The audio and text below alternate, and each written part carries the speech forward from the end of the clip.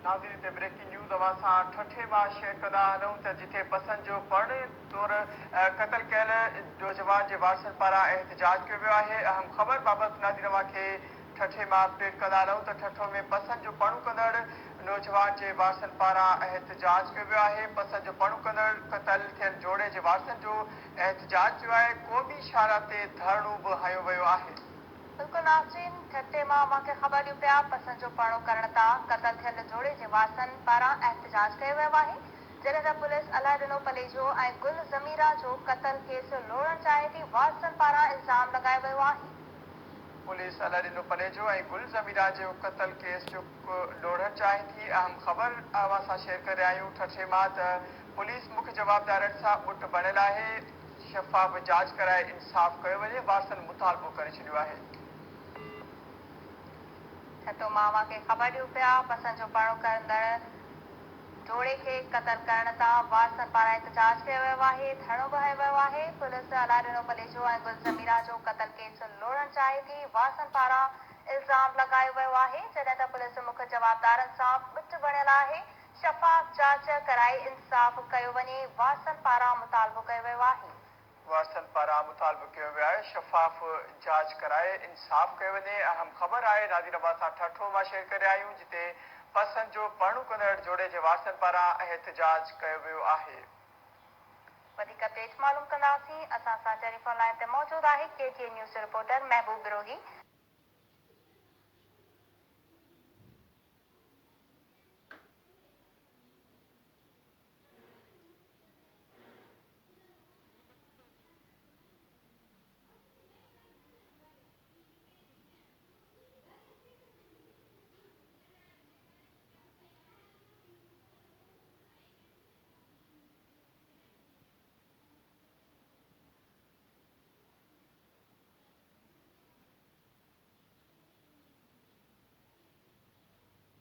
वालिद पलीजो, वालिदा यास्मीन पलीजो, केस जो फिरियादी संदसि चाचो हारून रशीद पलीजो, मुमताज पलीजो, वकार पलीजो ऐं ॿिया जेके आहिनि उन्हनि जी अॻवानी में ईटी सेंटर खां ठठे जे मेन स्टाफ ताईं रक्षा स्टाफ ताईं एहतजाजी मुज़ाहिरे में धरणो हयो वियो आहे। धरणे में औरतूं ऐं ॿारड़ा शामिल आहिनि। पलीजा बिरादरी जा माण्हू, मुख़्तलिफ़ सियासी समाजी तंज़ीम जा अॻवान शामिल आहिनि। उन सां गॾोगॾु क़ौम परस्त अॻवान नवाज़ ख़ान ज़ौहर बि एहतजाज में शामिल थियो आहे।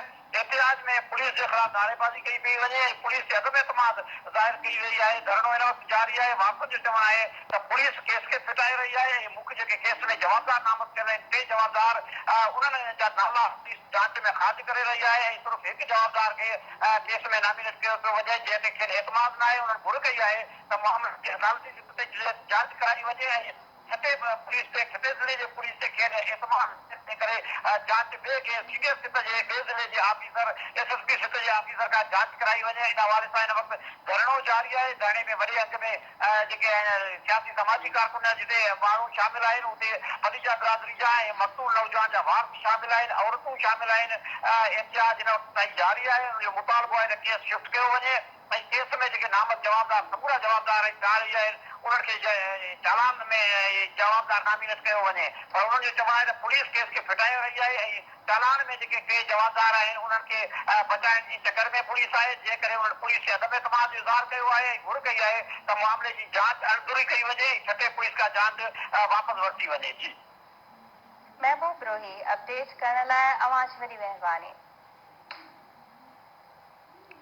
महबूब बिरोही असांखे अपडेट करे हो। ख़बर नाज़रीन अव्हां सां ठठे मां शेयर करे रहिया हुआसीं जिते पसंदि जो पणु कंदड़ जोड़े जे कातिलनि जी गिरफ़्तारी लाइ वारसनि पारां एहतजाज कयो वियो आहे। पुलिस मुख्य जवाबदारनि सां ॿुट बणियल आहे। नौजवान जे वारसनि पारां इहो मुतालबो कयो वियो आहे इंसाफ़ कयो वञे।